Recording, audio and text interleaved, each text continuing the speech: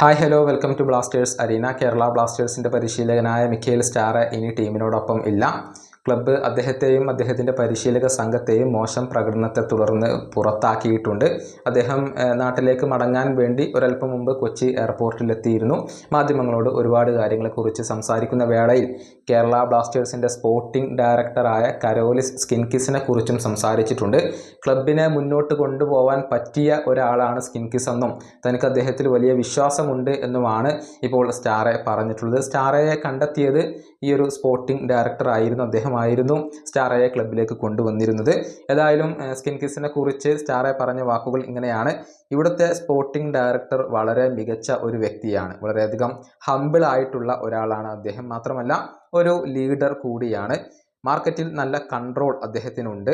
എനിക്ക് അദ്ദേഹത്തിൽ പൂർണ്ണ വിശ്വാസമുണ്ട്. ക്ലബിനെ മുന്നോട്ട് കൊണ്ടുപോകാൻ പറ്റിയ ഒരാളാണ് അദ്ദേഹം. ഇതാണ് മിഖേൽ സ്റ്റാറെ പറഞ്ഞിട്ടുള്ളത്.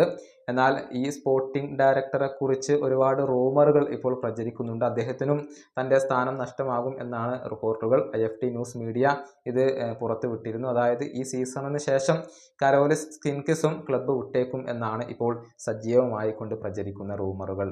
ഈ വീഡിയോയുടെ അവസാനിപ്പിക്കുന്നു. അടുത്ത വീഡിയോയുമായി വീണ്ടും കാണാം.